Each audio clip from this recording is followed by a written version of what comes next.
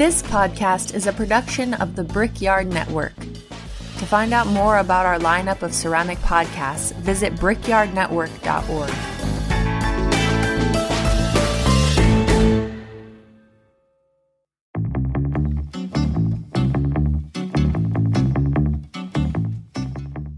This episode is sponsored by Monkey Stuff.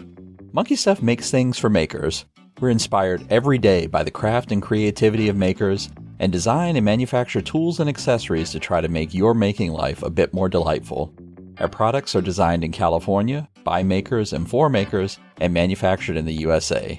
Check out our line of pottery accessories and tools at monkeystuff.com. Follow us on Instagram to see what we're up to in our studios, and keep on making great things. This episode is brought to you by Cornell Studio Supply, located in the Gem City of Dayton, Ohio. Find all your pottery and ceramic sculpture equipment and supplies with the best customer service and world-class workshops. Join us January 16th through the 18th, 2026 for a colored clay and material inclusion workshop with Chris Alvashir and Jillian Park. Visit CornellStudioSupply.com to sign up.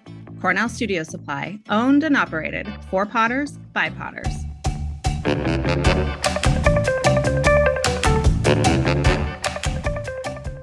Hello, my name is Kathy King, and welcome to the Flux Sake podcast. I'm coming to you from the Harvard Ceramics program in our fair city, Allston, Massachusetts. I'm here with Rose and Matt Katz of the world-famous Ceramic Materials Workshop, and they are ready to answer your burning questions about clay and glaze.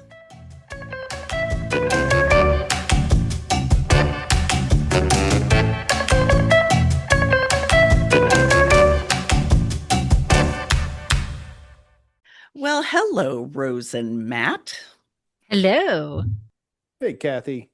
Do you see how I switched that up? I always say Matt and Rose. I Throw always me say off Matt and there. Rose. I know.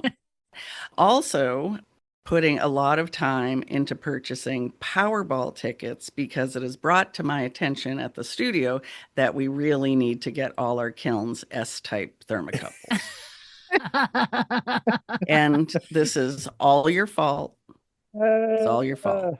You only have to do it if you care about, accuracy and quality. If you can ignore quality, Kathy, you're fine.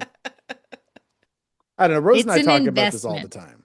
Yeah, we do talk about this one a lot because S-types are so much nicer. I'm just wondering about, I get it, like my kiln at home, the S-type thermocouple lasts forever and ever and ever. But I just don't know about a busy community center. The kilns are being fired every other day, or every third day, I'd say, for 14 weeks straight. So industry, 24/7, no stopping. Those kilns, tunnel, roller hearts don't stop. They all have S-types. And you know how many I've changed in my time of industry? But I've spent, 12 years in industry? Yeah. How many times I've had to change an S thermocouple? Was twice. Really? Yes. Years of active usage. And the only reason why I had to change them twice, because the first time a kiln setter just took off the tip riding through the kiln, because it was loaded improperly. And the second time I had to change the same thermocouple is because somebody dropped it before I put it in the kiln. Wow. Well, that is a convincing story. No joke. Rose is 100% right. Breaking an S-type thermocouple physically is the reason why you have to replace an S-type thermocouple. Oh, well, we'll be able to do it, I'm sure. Yeah, it is. So this is a strange topic because, this show, our listeners are international, and in every other place except for North America, everybody's like, what are you even talking about? What are you talking about? What? That's standard. Everybody in the world uses S-types. And it's even crazy. A lot of people think that S-types need to be high temperature or anything like that. Nope. We have a dilatometer, this machine that measures thermal expansion. That machine's not even designed to go over 1,000 degrees C, which is 1,900 Fahrenheit. We don't even fire it above 500 degrees C. And they sell those with an S-type because they are accurate. Oh my God, it's an itty bitty one too. It's so tiny. And again, I have broken that one. Yes, we have. It sucked. I'll take her. No, Rose. I appreciate it. I know we are partners and everything, but I broke that. You had nothing to do Yes, with you did. I will squarely put that on your shoulders. Yeah. But we talk about them on the show all the time. But I just had to replace an S-type thermocouple. So I want to tell the story, to tell the tale of the S-type thermocouple. Well, it's not replacing an S type. It's taking a K type and putting Right. in an S type. Right. We got a new kiln. We have a student, Lauren. Thank you, Lauren, if you're listening. Thank you, Lauren. Who, unfortunately, she bought a new house, which is wonderful for her. But then her new house had no place for a studio. So she had this kiln she had just bought, and she asked if we would give it a good home. And we said we would, because we had been shopping for a new kiln at that size. So the catch is that it was a pretty new, and Lauren had bought an S-type thermocouple because she was a dedicated student and a smart person. But she hadn't installed it yet. So we needed to install the new S-type thermocouple. So having been through it recently, let me tell you all, let's tell the story of installing an S-type thermocouple. Because the short answer to Kathy's like, should you do it? Yeah, you should do it. If you want your firings to be accurate, yes, S-type thermocouples are completely worth it. Do you want your want to never have to change a thermocouple again? Yes, S-type thermocouples are worth it. But one of the things that we really try to emphasize in here in the show with all of you, or in our online classes, which you should all take our online classes, is that we are completing a chemical reaction when we're turning on that kiln. And those temperatures make a huge deal. And the thermocouples that are in American kilns are K-type thermocouples, and they suck. I'm just going to say it. I don't care if I anger big thermocouple. They suck. K-type Great. Now the thermocouples. lobbyists are going to be after us. They're coming. Oh, man. They are the standard thermocouple in North American built kilns. And like, honestly, it's a scandal. And like, we say this because like our European students and our Australian students, they just come with S-type thermocouples, or R, which is very similar to S. They don't even care. But here in the States, they put in the K-types. Why? Because they're cheap. But they fall apart. I have had K-type thermocouples go bad in a brand new kiln. Like literally, we had to buy an emergency kiln at one point. So it came with a K-type, and the kiln didn't work off the truck. Why? Because the K-type thermocouple was bad, and we couldn't get it working until we got the S-types that we had to special order into it. I've had a K-type thermocouple go bad after 5 firings. Because anyone here who works with K-types, you know, they decompose and they oxidize and they rust and they spit. All you Americans know, if you've got an exposed end on your thermocouple, that spits.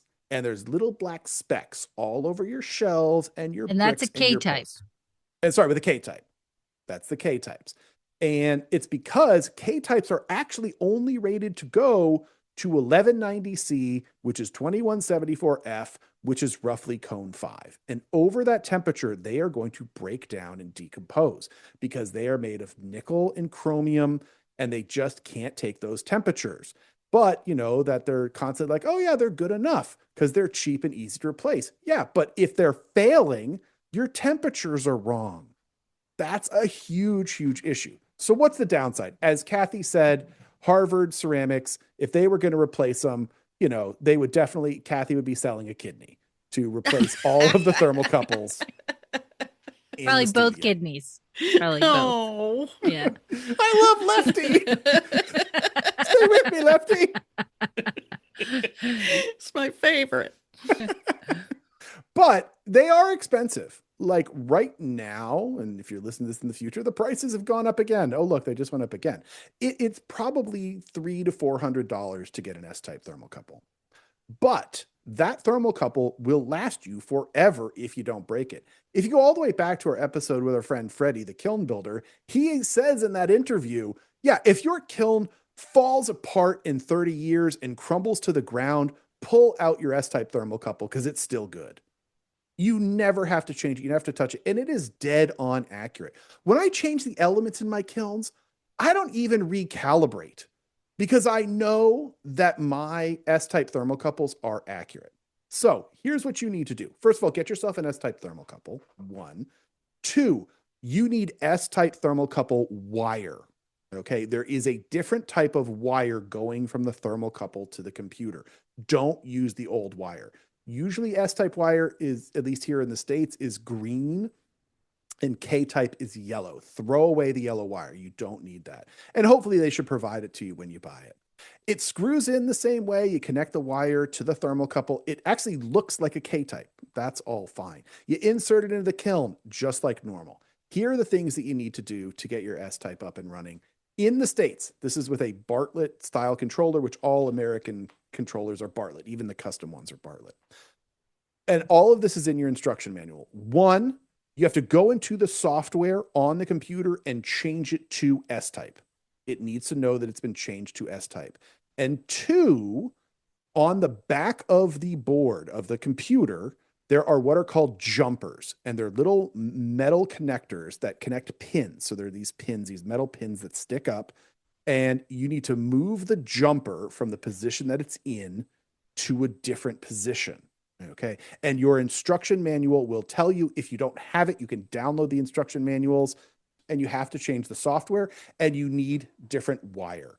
And then you want to do a calibration firing. You want to put some cones in there and then find out what temperature the cones fire to. And then once again, after you do that in the software, you go and adjust how hot or cold it is. That's all in your instruction manual. It is not hard to do, and it will make your firings so accurate, so pleasant, and always correct. And man, when people complain about their ceramics not working, like lack of accuracy in firing is easily one of the big things that's ruining your ceramic experience. So get accurate, people. Do it. It's worth it. Well, no, I'm really glad that you mentioned that, because I mean, I know it's not that hard to, do a test firing and calibrate, but that is a little hard to do when we're just in the busy season. So it sounds like I better get going here. It's a downtime thing. You can find a video of me doing the conversion on our social medias. The whole thing probably took me 30 minutes, and that was me stopping to film stuff for Instagram. It's super easy. It's super fast. You just have to get the parts and make the connection. So RTFM, read the freaking manual, get the S-type and the S-type wire, and you can make your kiln better than you ever expected. Accurate, consistent. It gives me peace. It gives me solace. It makes me happy. I was already convinced from Rose's story, but your stuff was fine too, Matt. Okay, Yeah, so yours let's was go fine. on to our first question. Here's one for our European friends. After all that thermocouple talk, Sonia called in and has a few questions about converting for European materials. Hi Rose, Matt, and Kathy. My name is Sonia, and I'm a ceramics artist based in Oakland, California. I work out of community studios, but I'm considering relocating back to Europe and set up my own studio, something I would not be able to afford in California. I am European, and this has been on my mind for a while, and I guess those last elections have helped convince me that now might be a good time to take the leap. I'm thinking about France. One of my biggest concerns is my glazes and how they can be adapted for European ingredients. I'm somewhat familiar with the UMF and with the calculator, but haven't been able to figure out a way to translate my existing glazes from the minerals that I use in the US to the minerals that are available in Europe. My question is whether there is any method that would not require me to perform any painstaking mathematical calculations. As a side note, I am horrible in maths, and chances are slim that I would end up with the correct results, even if I followed the calculations that Matt explains in one of his videos. Any suggestions how I can get this accomplished? Thank you so very much. I really, really appreciate what you do for the Potters community, and I absolutely love your podcast. Thank you. Oh man, see, we're losing Sonia to go back to Europe. See, this is the problem. Too expensive to live here. All that cheese and bread and stuff. I know. And they got really good bread over there. Oh, my goodness. Oh, Yes. amazing. Mm-hmm. Mm-hmm. Well, it's a good news situation for Sonia, because there's nothing to worry about, but there's work to be done. One of the coolest things that gets us really excited is that materials and chemistry are literally universal. Like, this is what I think a lot of people don't realize, because they get so addicted to like the materials that they get from their supplier and they think that they're special and all that. Yeah, man, what our materials are they're just rocks. They're fancy rocks, but rocks don't have international borders, right? There's nothing that means that like feldspar is just in the US. Like literally a feldspar, which is a common glaze ingredient, is the same thing essentially in the US as it is in France, as it is in India, as it is in South Africa, as it is in Antarctica. It literally is the same thing everywhere. And we use the same materials everywhere around the world. Now, it's true, you might have a different deposit of feldspar in France than you would in Oakland. But actually, with modern shipping here in the States, almost all the feldspars we have are now imported. 3 of them are from India and 1 of them is from Spain. And so you might already be using the same feldspar in Oakland that you were in France. So it doesn't really matter. I guess the only thing is like terminology could be different. You Yes. could be dealing with the same material at different places, but terminology is really painful sometimes when people change the terminology and you're using the same material and then you realize it's just the same material, a different name. It's like flint and quartz and silica. And it's like, yep. Well, like are all the same thing. And this is where it gets confusing because so we see this all the time because here in the States, we say flint. And flint is the old term that the miners would use, not the children, but the people that would mine it. It was called flintstone. It's where the cartoon got its name, is the Flintstones. And silica is what a chemist would call it, and quartz is what a geologist would call it. Well, if you go to the UK, historically, not anymore, but historically, their flint was 95% silica, and then it had like 5% calcium in it. It was kind of a contaminated bad material. Well, so to the UK, they think flint is that bad thing historically, when in the States, it's 99.8% pure silica. So there definitely are those terminologies, but you do have to learn it. And that's the hard part. And that's where we come in. Like literally, we teach our classes online, and we have taught people on every single continent. And the glazes always work because we teach about the terminology and the chemistry behind it and how they all work. And that's literally what we do at Ceramic Materials Workshop, is teaching people around the world how chemistry works, because chemistry is international. Geology, which is where our material is coming from, are international. Now, she did bring up the problem, which is that the math. Well, good news, like we live in the world now where computers are amazing. You're listening to us on a computer, like your phone is a tiny computer, and the computers do all the math for you. It's just a question of putting in the math and then understanding what comes out. And that's what we'll teach you to do with our online classes. And it is really simple because it works for our students all over the world. We travel the world teaching about glazes. Actually, spoiler, we're recording this podcast and it's probably going to come out when I am currently back in Australia or in Indonesia teaching glaze chemistry. And my glazes are totally going to work because chemistry works. And that's why it all goes together. So you'll have to find out what those materials are and all of that.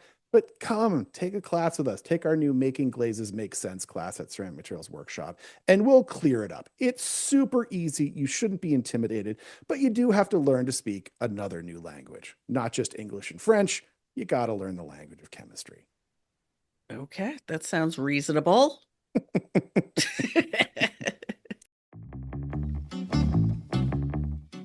Today's episode is brought to you by the Rosenfield Collection of Functional Ceramic Art. The collection exists as an online source for research and inspiration, featuring photos of thousands of objects made by over 800 artists.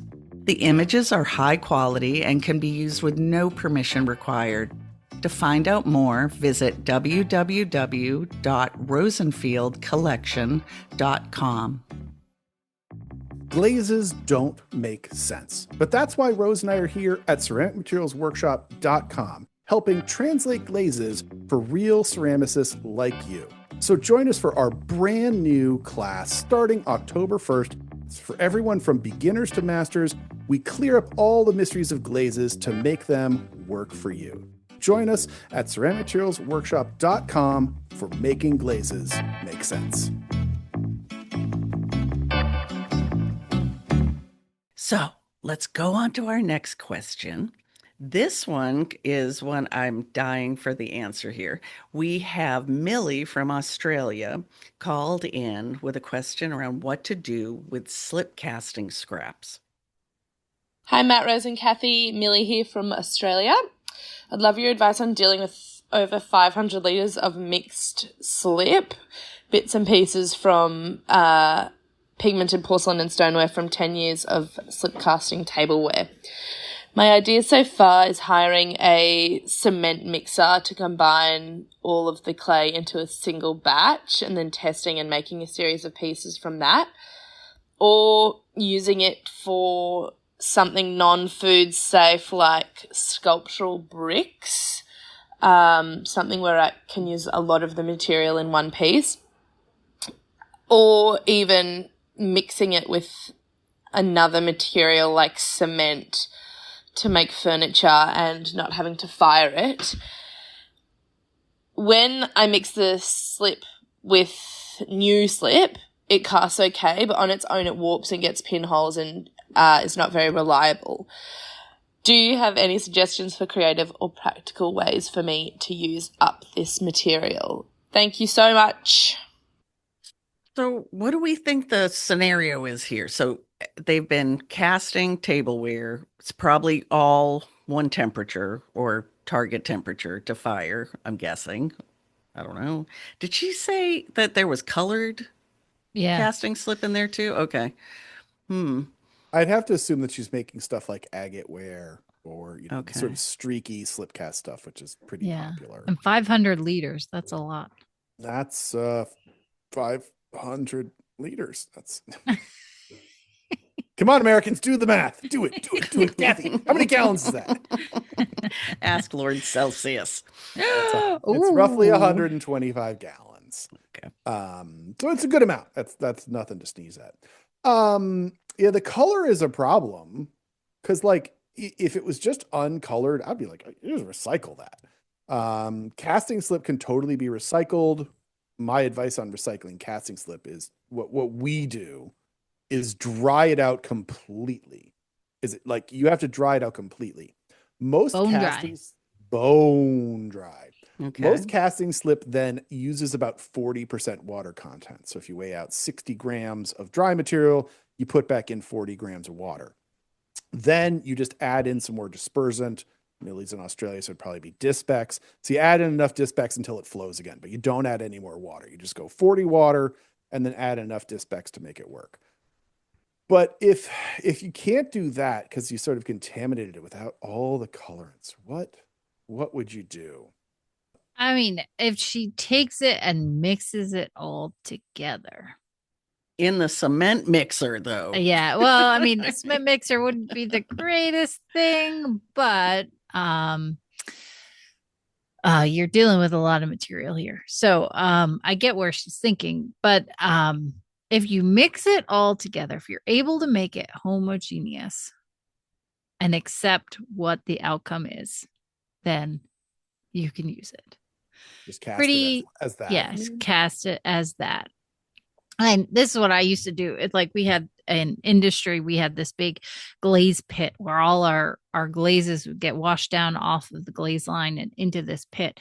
And it would be like red green and white and all kinds of different colors in this pit. And I would take it and put it in this giant, slow turning mixer, and just make it homogeneous, make it all one thing. So I didn't have red and green and black and white, and made it all one color. And then I tested it, saw what it produced for me. And each batch was different, like each giant tank was different.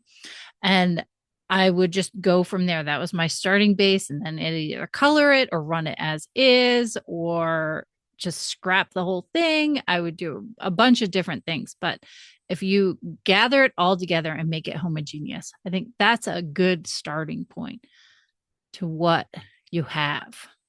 Yeah, that's sort of where I was going, because the problem is if she wants to try to make it like into plastic clay to build something with, boy, starting with casting slip's a bad place to start, because that casting slip has dispersant in it, and that dispersant hasn't gone away. And so when you add water into it, now you've got dispersed plastic clay. And that's not going to be great. Because it's going to get rubbery and not hold its shape and do all that kind of stuff. So I would want to cast something with it. And yeah, as Rose said, since you've got so much, you just want to homogenize it and just get it homogeneous so that it's just even, and it's going to be the color it's going to be. And that's your new product line, is your new Millie Brown. It does seem like she's concerned about the functionality, because she seems like it's a either or. She's either going to go towards a sculptural route, or she didn't go into why she thinks so, but it sounds like somebody who makes tableware professionally probably has some high standards. I mean, would that be a problem? If the original clay was functional and vitrified and meeting all those standards, adding in the colors should not affect that greatly. In fact, the bigger problem that you may hit is that it might overfire slightly, depending on what they're putting in there. But could you try to do, some new process? Like, yeah, but then how much effort are you really putting in to make a thing that might fail? Like if you don't make bricks for a living, why are you going to take tableware scraps and make brick out of it? That's probably not the most ideal situation. We have, in our consulting business, we have a client who we absolutely love. This person is so sweet, but they own a company where they make a lot of waste, and they are really into the idea of taking this waste and turning it into bricks. And we keep saying to him, like, boy, you don't want to do bricks. You think that bricks are going to be simple? Man, take it as a person. Yeah. Keeping that thing consistent, and then of structural integrity, and keeping a rectangle, like, boy, it sounds simple. It's crazy complicated. So I would really look to what you're already doing and just trying to make something new. So if Rose is right, when you take all that and mix it together, it's going to end up like the same color. And so now you've got 125 gallons of my limited edition brown, because it's probably going to be brown. Because don't expect to recreate that either. When you take those 500 liters and mix it together, all whatever you have in there, don't expect the next batch to be the same. It's never going to be the same. It did not sound like she expected that. That's for sure. She was just trying to steel herself for whatever resulted. But wow. Well, good luck, Millie from Australia. My goodness. All right, people.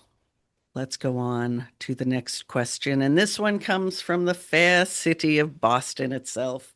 Your fair city. I know, my fair city. This question comes from Janet O'Malley from the Boston area, and Janet is having trouble with handles popping off. Hello, Kathy, Rose, and Matt. This is Janet from the Boston area, and I have a question about B-Mix. I use B-Mix in my studio, as well as a speckled stoneware and a red-brown stoneware and porcelain. And I'm finding that with the B-Mix, the handles, the handle joins oftentimes will pop off as they're drying. I've tried multiple different ways to accommodate for that. I've used magic water at the join. I've used vinegar at the join. I've slow dried them. I've dried them upside down, and it doesn't seem to matter. I still have about 10 to 15% of the handles pop off, and I can't figure out if there's any rhyme or reason to it. And I don't have any of these problems with my other stonewares or my porcelain. So I was wondering if you guys could recommend something that I could add to the clay rather than the join. I know materials change over time, and I never used to have this with any of my white stonewares, but it does seem that the white stonewares, whether it's P-Mix or other white stonewares, do seem to have problems now that they never used to have. And I assume it has something to do with the materials availability. But I would really love to hear what your thoughts are on this. And thank you for everything you do. You guys are a treasure to our community. Be well. Thank you. We're a treasure. Oh, You mean we're buried under thousands of feet, never to be found, to keep it away from the public? Some people would prefer that, I'm sure. But wow, that is so wild. We do use this clay body and have not that I'm aware of, have not had this problem. So I'm trying to think of what could be that. It sounds like a consistent problem for Janet. Yeah, 10%. That's not insubstantial. Producer Ben, I mean, you're the most active handle puller here. I mean, Kathy, you make mugs. I've pulled plenty of handles in my day. Well, I haven't pulled a handle in many a But year, whatever. So. Okay, Ben, you take this one. Oh, I think she's offended, Matt. I'd love to hear more stories about your handle pulling era, because I understand that era is over. But back to ceramics. The thing with handles that I was immediately thinking is she pulling the handle off the clay? Because if you're doing that, like you throw and trim a pot that's leather hard, and then you form a little carrot, stick it to the side of the handle and pull it off the actual pot, the tolerances are pretty low for what clay can actually do that without having a problem. And I've found it's not specific to stonewares. Like I think just anyone that's pulling the handle off of the pot itself, there's so many considerations, like humidity in your studio, how wet is the clay you're pulling, how dry is the pot you're pulling it off of. So one of the things when I'm teaching people is I don't teach them that method. I teach them to pull the handle, let it set up, and then you're attaching a setup handle to a setup pot. So that shrinkage is the same. That'll give you just so much of a wider range of possibility. And I've never had a handle ever crack off by doing that. So I would not change your clay. I would change your behavior and then see if that helps with that. See, I think adding the carrot to the mug, I see that as a more advanced kind of technique for potters. Like I was always taught to, like, yes, cut it or like pull it and then do a bunch at a time, let them set up and then attach them. But those could pop off too. I mean, if you don't have a good joining surface, it sounds like she's getting some that are working just fine, but then some are popping off. But yeah, it depends on your humidity, your clay. Yeah, I would try changing your behavior before changing your clay.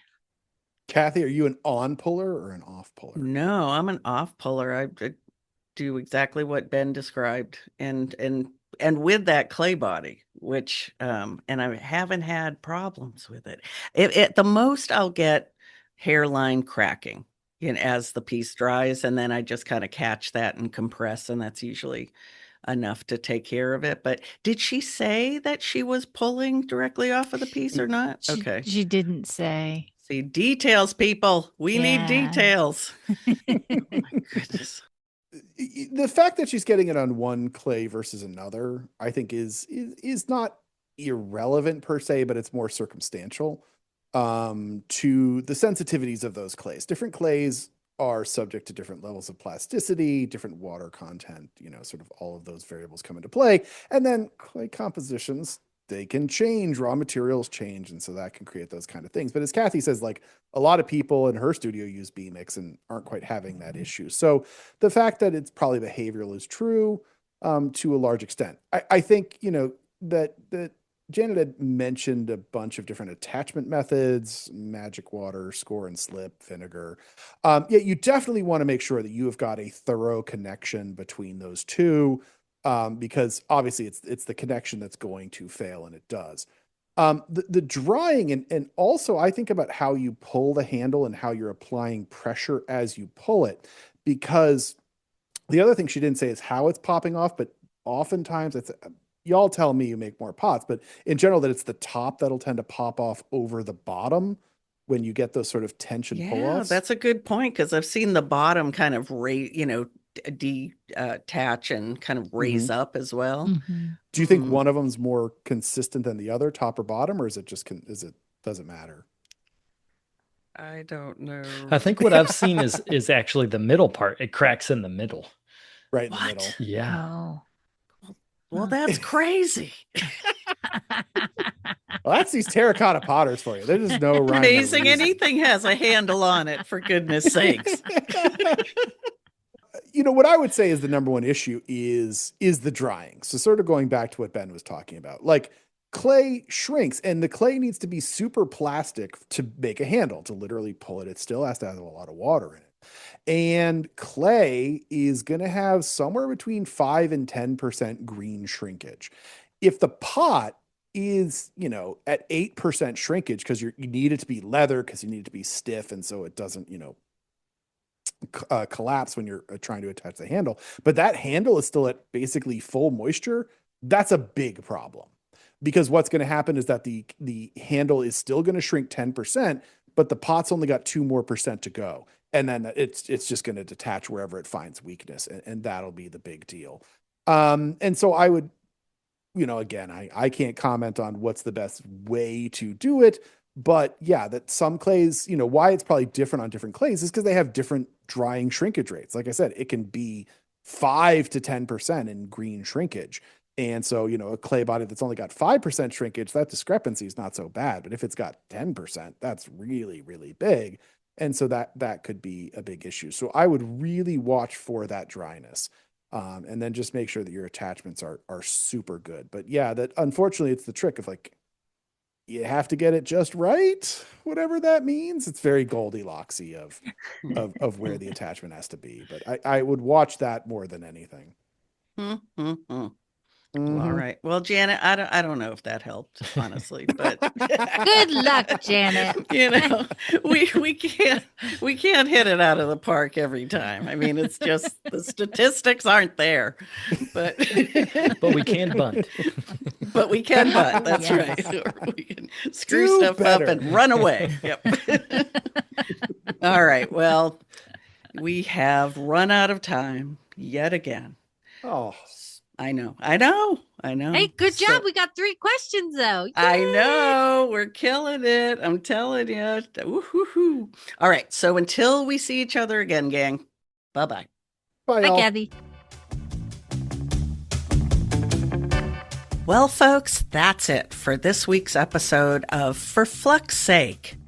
I'd like to thank the listeners who submitted questions this week. And if you want your question answered on the show, shoot us an email at ForFluxSakePodcast@gmail.com.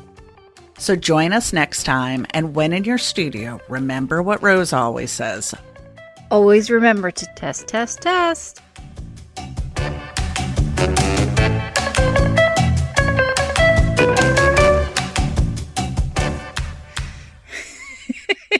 This is a test of the emergency glaze system. Beep.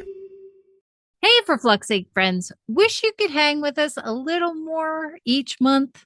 Well, you can come join us at our For Flux Sake fan club on Patreon. You'll get discounts on our new merch, chances to chat with us during live hangouts, and extra episodes just for you.